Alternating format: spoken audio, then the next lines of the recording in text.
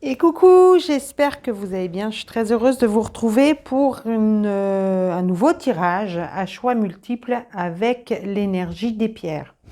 Alors, aujourd'hui, 3 solutions. La première avec la malachite et avec le tarot, l'oracle des énergies lumineuses. La deuxième proposition avec le jaspe rouge.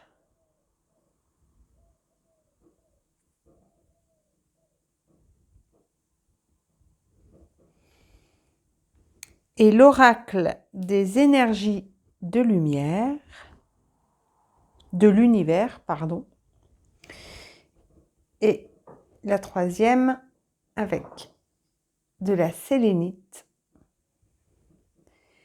et l'oracle des soins de l'âme. Choix numéro 1, choix numéro 2, choix numéro 3. Prenez quelques instants, recentrez-vous pour pouvoir faire votre choix. Et on commence tout de suite avec le choix numéro 1. Ok, c'est parti. Alors, déjà pour commencer, la malachite. La malachite, c'est une pierre à laquelle on prête comme vertu, entre autres, d'améliorer la confiance en soi, de développer les énergies positives, de lutter contre les états dépressifs. Et en tout cas, elle l'accompagne pour éliminer les angoisses. Alors, on va la mettre là, hop, sur la pierre. La fleur de vie en sélénite. Et on va commencer tout de suite pour voir quel est le message pour vous qui avez fait le choix de la malachite. Quel est le message que l'on souhaite vous adresser? Alors, on va aller voir tout de suite. Je vous rappelle que c'est un tirage général, qu'il peut ne pas convenir à tout le monde. Prenez ce qui résonne. Et puis, si ce tirage-là ne résonne pas, allez regarder les autres tirages. N'hésitez pas. Hop là, allez. Quel est le message pour vous qui regardez? Je vais rallumer, pardon, j'ai vu que, décidément. Alors, sans me brûler, je pense que ça peut être mieux. Décidément, ça veut pas. Si, allez. Allez, je redresse la caméra. Et on va voir tout de suite. Ok, voilà. Quel est le message pour vous qui regardez cette capsule et qui avez fait le choix de la malachite? Alors, on vous parle de l'intuition. Ok. Est-ce que vous essayez de développer votre intuition? Est-ce qu'au contraire, vous avez de plus en plus signe de votre intuition? On parle de respect. Ok. On parle d'ego. D'accord. Alors, est-ce que actuellement vous êtes en train justement de développer peut-être votre intuition, mais votre ego est encore trop présent? Là, c'est comme si j'avais la bagarre entre les deux, en fait. Entre cette recherche d'équilibre entre votre mental et votre cœur, entre ce que votre intuition vous laisse entendre et ce que votre ego vous dit. Et peut-être qu'effectivement, du coup, quand vous êtes plus à l'écoute de votre ego, de votre mental, eh bien, vous vous coupez de votre intuition, vous ne vous respectez pas forcément, et du coup, ça vous entraîne dans des états un peu plus négatifs qu'il ne faudrait. Vous voyez, il y a quand même sur l'intuition, il y a quand même cette notion de troisième œil. Donc, je pense que vous avez des perceptions, que ces perceptions sont justes. Malgré tout, il y a encore un peu trop de mental qui fait que vous ne vous écoutez pas forcément. Alors, il y aurait quelque chose à pardonner, donc peut-être vous pardonner de ne pas toujours vous écouter. Et puis, vous voyez, ça parle de l'image de soi. Alors, On est sur l'intuition. On va essayer de le monter dans l'autre sens parce que comme ça, vous aurez les mots.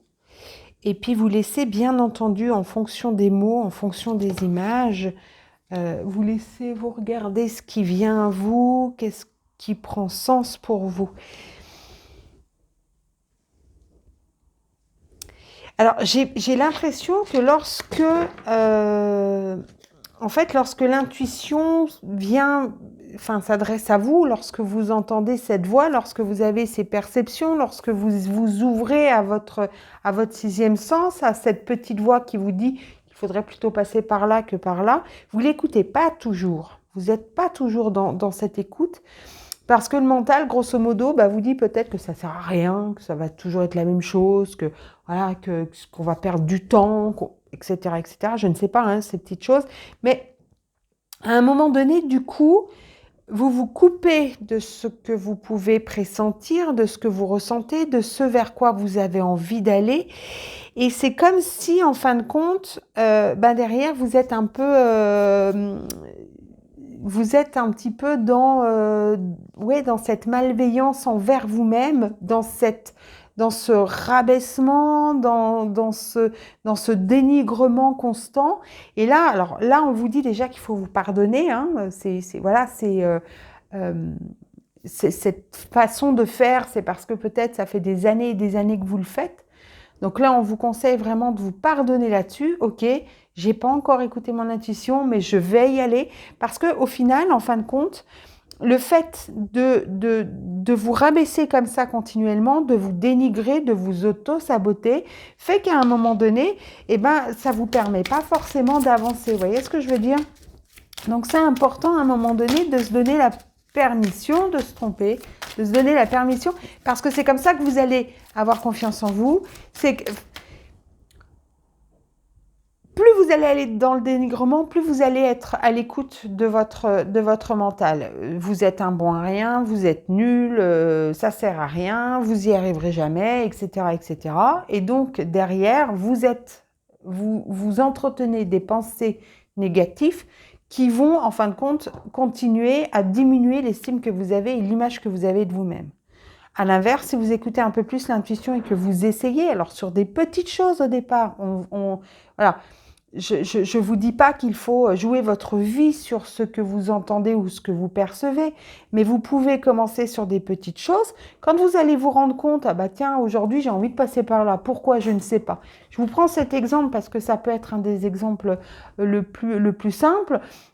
Donc vous allez prendre une route que vous n'avez pas l'habitude de prendre, peut-être que vous allez découvrir un coin très sympathique où vous allez pouvoir faire une méditation, je ne sais pas, ou peut-être que ça va vous permettre d'éviter un accident, ou peut-être que vous allez trouver un autre chemin plus rapide, plus agréable, qui vous permettra de vous rendre au même point, on va dire.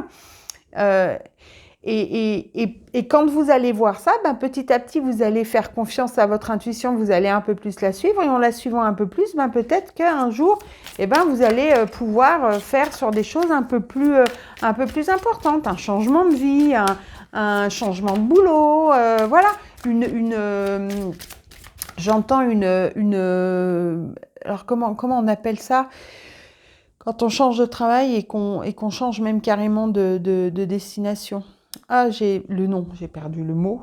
Voilà, ça va revenir lorsque l'on se forme à un autre métier que celui qu'on a l'habitude de faire. Vous l'avez très certainement, j'en suis sûre. Voilà, en tout cas, il y a peut-être par la suite, plus vous allez prendre confiance à votre perception, à votre intuition, et plus vous allez justement pouvoir vous permettre de faire des choix en écoutant un peu plus votre cœur et en remettant votre mental à un juste équilibre avec votre intuition, avec votre cœur. Ce qui est marrant, c'est quand même vraiment sur la même ligne, on a l'intuition et l'ego. Et sur la même ligne, on a le respect. Donc, pour moi, c'est respecter le mental, parce que le mental, il est là certainement parce qu'il a peur que vous vous trompiez, il a peur que vous chutiez, il a peur, etc. Mais donc, il vous enferme dans toutes ces peurs. Excusez-moi. Mais il faut aussi trouver l'équilibre avec son intuition, c'est-à-dire que l'un ne doit pas prendre le dessus de l'autre. C'est une collaboration, c'est un travail main dans la main qui doit se faire. Et en faisant ça, vous allez pouvoir vous libérer de certaines chaînes, vous allez pouvoir augmenter votre image de soi. Et voyez, on a le chakra sacré. Le chakra sacré, on est complètement dans l'estime de soi, dans l'image, dans l'émotionnel. Donc, c'est vraiment important pour vous, le message aujourd'hui, c'est vraiment de trouver cet équilibre entre le mental et l'intuition. Alors, petit exercice pratique que vous pouvez réaliser, c'est qu'à chaque fois que vous avez envie de faire quelque chose et puis votre mental dit non mais c'est bon, tu vas pas y arriver ou tu vas pas, c'est pas pour toi, ça sert à rien ou je ne sais trop quoi, et ben essayez de dire écoute, on va essayer. Allez, hop, on prend le courage à deux mains et puis on y va. Pour voir justement, vous voyez, vous allez, en faisant ça, vous allez renouer avec votre force intérieure. Par contre, ça va vous demander effectivement de la volonté. Ça ne va pas se faire en une fois. Il va falloir essayer, réessayer, parce que c'est quelque chose qui va vous demander... si vous le faites une fois et puis qu'après vous laissez tomber, il ne se passera pas forcément quelque chose. Donc, c'est vraiment quelque chose à expérimenter. Voyez-le un peu comme une expérience. Vous allez faire une nouvelle expérience pour comprendre un nouvel aspect de votre vie. Voilà ce que ça me dit. Alors voilà pour vous le groupe numéro 1, vous qui aviez choisi la malachite. On vous conseille fortement de trouver un équilibre entre le mental et votre intuition, votre cœur, en fin de compte, l'énergie du cœur. J'espère que cela t'a apporté quelques éléments de réponse dans la situation que tu vis actuellement. N'hésite pas à me laisser un commentaire, à me dire un petit peu ce qu'il en est. J'aurai plaisir à te lire. En attendant, je te souhaite une très belle journée. Prends bien soin de toi et je te dis à bientôt. Bye bye. Et coucou à toi, bienvenue.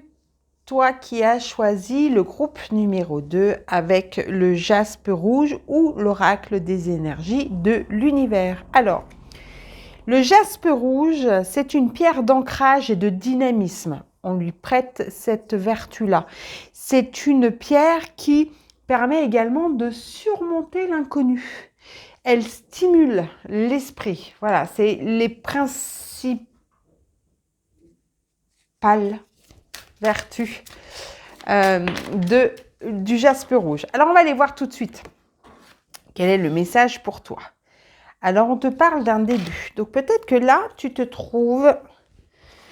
Ah ben alors, c'est quand même bien parce que c'est une pierre qui va te permettre d'affronter, de surmonter la peur de l'inconnu. Et là, on te parle d'un début. Donc, il y a quelque chose qui arrive ou peut-être qui est déjà arrivé, mais tu es aux prémices. Donc, tu ne sais pas encore où tu vas. On te parle de connexion. Alors, on va aller voir. Quel est l'autre message? Hop, on te parle de connexion. Là, il y en a un petit peu trop. Alors, le début d'une connexion, est-ce que tu es en train de t'ouvrir alors, ça peut être t'ouvrir à un nouveau travail, donc tu es dans un nouvel emploi. Et donc, c'est la connexion, ça peut être ça, la compréhension des nouvelles tâches que l'on te donne. Ça peut être également un nouveau lieu, donc tu es en connexion avec les personnes qui t'entourent, mais ça peut être aussi d'un point de vue un peu plus spirituel. J'aurais quand même tendance à dire que c'est un peu plus spirituel, hein, où tu as une transformation. Alors, il y a peut-être quelque chose que tu découvres dans ta capacité à percevoir les choses. On te dit que tu es protégé. Alors, est-ce que tu as un peu peur justement parce que c'est quelque chose que tu ne connais pas, que tu ne comprends pas forcément, que tu ne maîtrises pas non plus? Et du coup, c'est quelque chose qui t'effraie. Mais là, il y a une transformation qui est en train de se faire.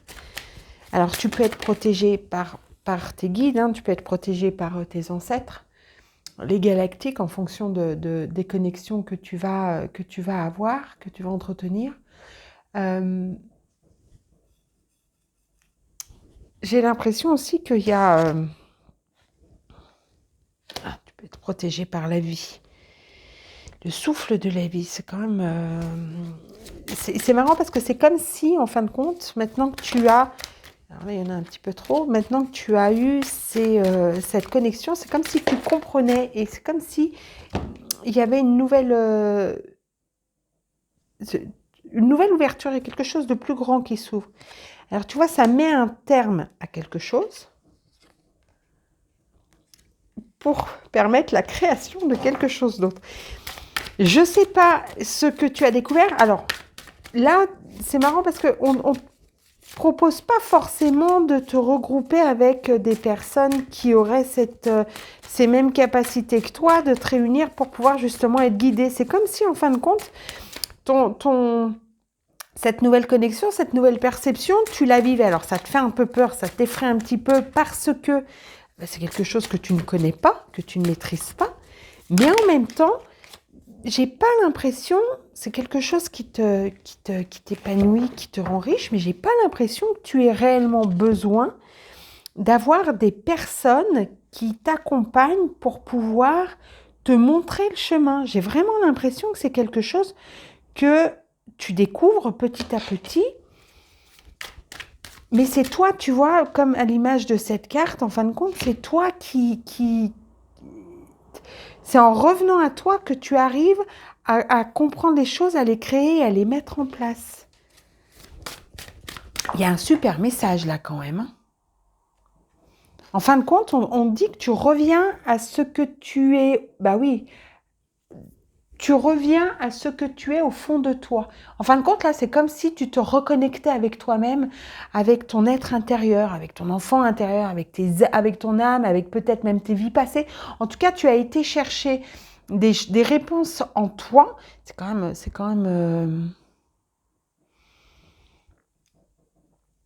c'est des super cartes, hein. C'est des super cartes. Alors par rapport, là moi j'aimerais savoir, en fin de compte, quel est le conseil, quel est le message pour toi.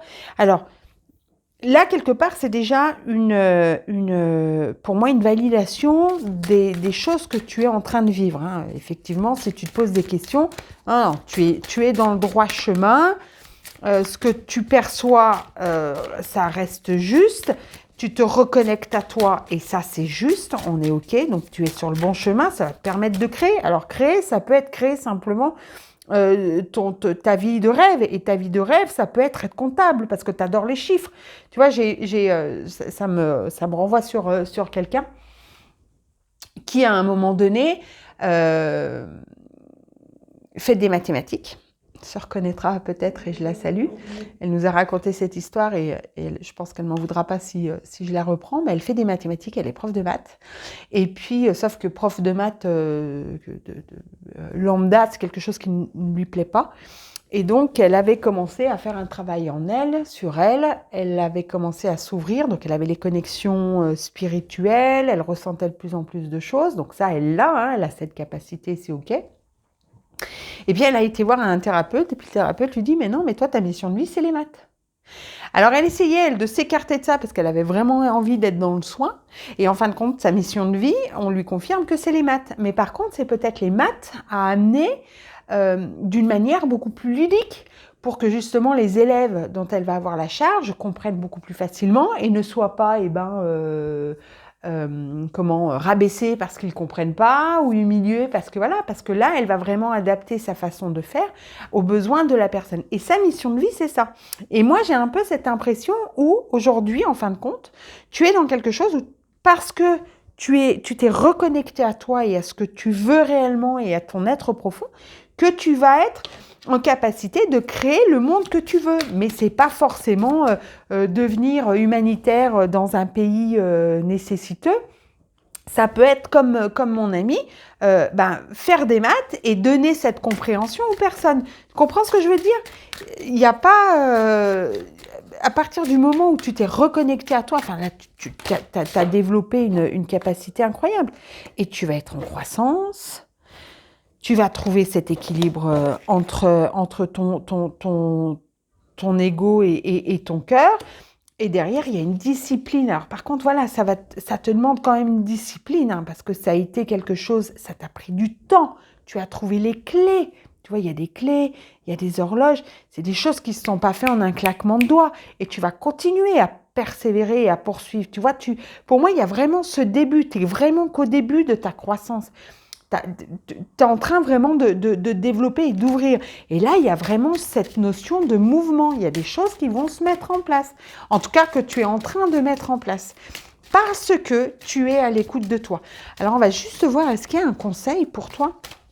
Parce que là, pour moi, ça t'indique que tu es sur le bon chemin. Mais est-ce qu'il y a un conseil vraiment pour toi? Qu'est-ce qu'on te conseille par rapport à tout ça? Parce que là, on te dit qu'effectivement, tu es sur la bonne voie. Je répète, hein, je suis désolée, mais c'est vraiment ce que j'entends.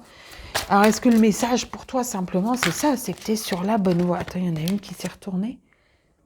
Ouais, non, écoute, pour moi, j'ai vraiment l'impression que là, on est simplement là pour, ce message, il est là pour toi qui as choisi la jaspe rouge, simplement pour valider ce que tu as mis en place. Simplement pour te dire, oui, tu es sur la bonne voie, continue. Le fait, c'est aussi important que tu sois fier de tout le chemin que tu as parcouru. Parce que ça t'a demandé du temps, parce que ça t'a demandé une discipline, parce que ça t'a demandé de l'effort, parce que certainement tu as été dans des zones pas toujours très sympathiques et des zones peut-être que tu aurais préféré éviter.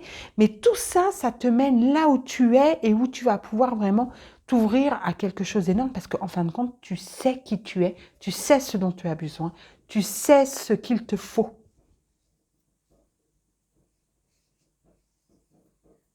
Ok. Je pense que le message, on est vraiment dans ce message-là.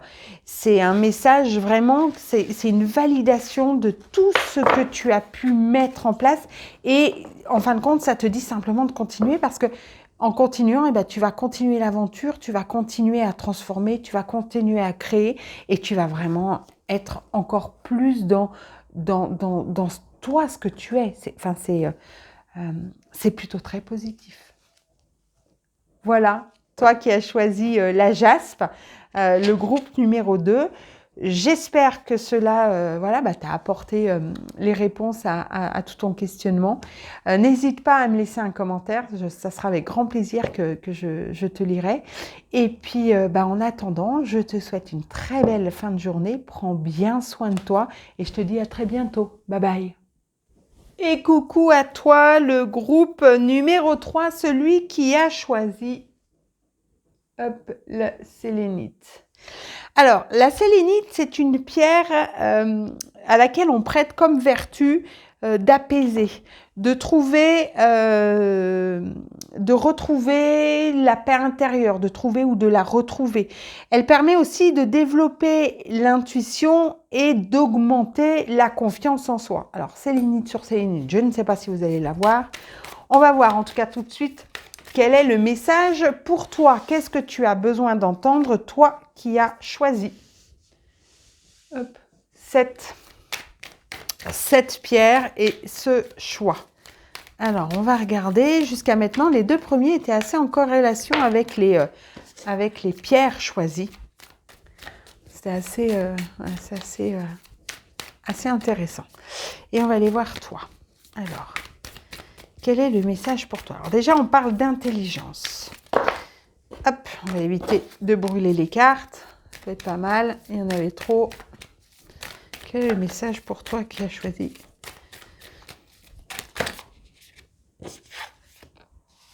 Alors, ça parle de soleil. Ça parle d'un message. Ça parle d'une célébration.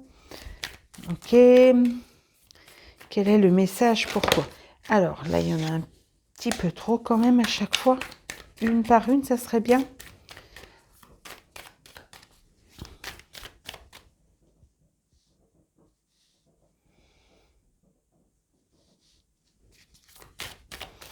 Alors là, pour moi, c'est comme s'il y avait vraiment eu une connexion, il y avait eu une aide qui avait peut-être été apportée.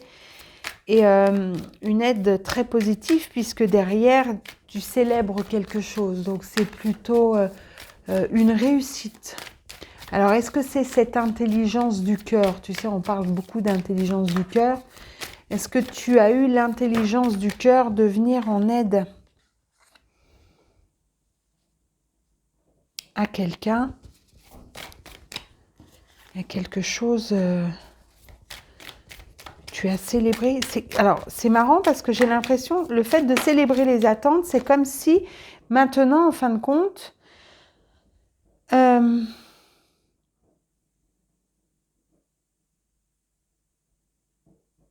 c'est comme si tu as apporté ton aide à quelqu'un, alors de manière directe ou pas, et que cette aide que tu as apportée à la personne, c'est comme si...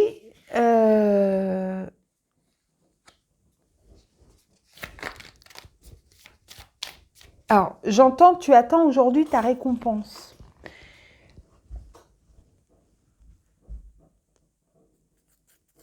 Mais cette récompense... tu attends cette récompense, mais dans le sens, tu sais, cette loi d'attraction où j'attends, mais j'ai confiance, je sais qu'elle va arriver.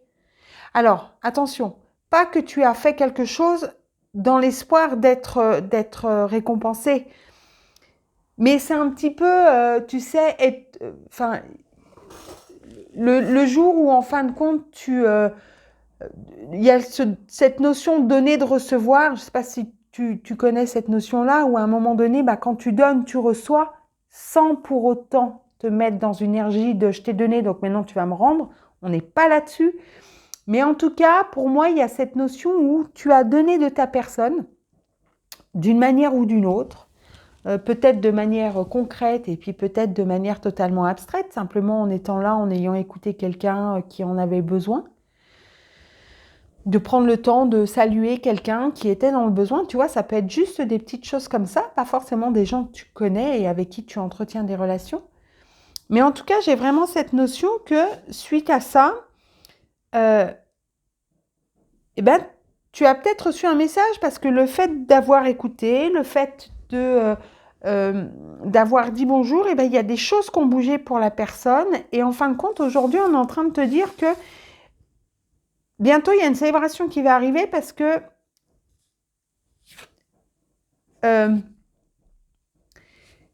parce que la vie, l'univers va t'apporter en fin de compte, oui, ta récompense, j'entends. Alors on me parle, attention, est-ce qu'à un moment donné, il y a eu quelque chose par rapport à une personne qui n'a pas toujours été très bienveillante envers toi, et puis plutôt qu'elle est dans le combat, alors tu as fui, mais pas fui dans le sens... mais à un moment donné, tu t'es dit, ça sert plus à rien d'aller au combat, quoi. Stop. Avoir raison, c'est pas ce qui m'importe. Tu comprends un petit peu la notion? C'était plus... On va voir là, hein. Il y avait quelque chose. Alors, qu'est-ce que c'est que cette histoire? Est-ce qu'à un moment donné, quelque chose que tu ne voulais pas voir, puis à un moment donné, moi j'ai vraiment cette notion où j'ai l'impression que à un moment donné, tu n'as plus voulu avoir raison. Tu vois? Tu n'as plus voulu avoir raison ou tu n'as plus voulu faire entendre raison à l'autre. Là, maintenant, tu as compris que c'était pas quelque chose qui t'appartenait. Tu vois, c'est par rapport à un homme. Il y a peut-être une histoire sentimentale là derrière. Hein. Mais du coup, le fait de ne plus rentrer dans cette... alors, il y a peut-être une triangulaire, il y a peut-être une histoire de... voilà, où tu étais dans l'attente de quelque chose. Mais là, tu t'es élevé. Hein, c'est comme si tu avais... Alors, attends. Je vais reprendre un petit peu parce que du coup, il y a plein d'infos et je pense que je ne suis pas forcément très claire. Alors, j'espère que pour toi, c'est très clair le message que je te donne. J'ai l'impression que par rapport à une situation assez enflammée, assez passionnée. Donc ça peut être une histoire de couple, une relation amoureuse, mais ça peut être quelque chose de complètement différent. Et à un moment donné, tu as été beaucoup dans l'attente de cette personne. Et puis aujourd'hui, c'est comme si tu avais pris le recul nécessaire, tu avais ouvert les yeux sur le fait que, en fin de compte, tu ne peux pas, il y a des choses qui ne t'appartiennent pas et sur lesquelles tu ne peux pas agir. Et donc, tu ne cherches plus à avoir raison ou à faire entendre raison à l'autre. Tu as pris le recul. Du coup, ça t'a quand même permis, par rapport alors, à cet homme ou à cette femme, hein, tu fais l'inverse si tel est le cas, mais le fait d'arrêter de fuir et de prendre les choses en considération comme ça, eh ben, ça t'a permis quand même d'avancer. Ça t'a permis, et c'est par là qu'il y a une célébration et que la magie de l'univers va pouvoir se mettre en place. Parce que tu n'es plus dans ces attentes et tu n'es plus à la merci de cet être tyrannique. Alors cet être tyrannique, c'est l'autre partie de toi qui allait constamment essayer de faire comprendre ou essayait de... Tu comprends ? C'est, voilà, ok, ça t'appartient, c'est ton chemin. Moi, je me retire de cette bagarre parce que je ne veux plus. En fin de compte, tu t'es retiré d'une bagarre. Donc, quand tu te retires d'une bagarre, en face, ça peut plus se bagarrer. Tu comprends ce que je veux dire ? Et regarde la réussite. Alors, je ne sais pas si la réussite, c'est la réussite de ce couple parce que du coup, la personne revient si tel est le cas ou s'il est en triangulaire. Ou si c'est professionnel, et ben en fin de compte, la personne, maintenant que tu arrêtes de te bagarrer avec, ben elle se retrouve avec plus personne à se bagarrer. Donc là, elle va peut-être être en capacité d'entendre ce que tu as à lui dire. Tu comprends ce que je veux dire ? On va aller voir, on va aller prendre encore une autre carte. Alors, il y a peut-être quelque chose, tu vois, du coup, pour moi, il y a une réconciliation suite à ça. Hein. Il y a une réconciliation. Alors là, ça parle la carte de l'amitié. Mais dans le sens où, en fin de compte, on arrête de se bagarrer. Alors, il y a cette notion de travail. Donc, ça peut vraiment être d'un point de vue professionnel avec un collègue de travail ou une collègue de travail. Ça peut être par rapport à un patron. Ça peut être par rapport à un compagnon de vie. Ça peut être à la maison. Mais en tout cas, il y a vraiment cette notion de... Alors, si tu t'es retiré, et ben voilà, tu as la réussite qui va arriver, tu as les choses qui vont se mettre en place.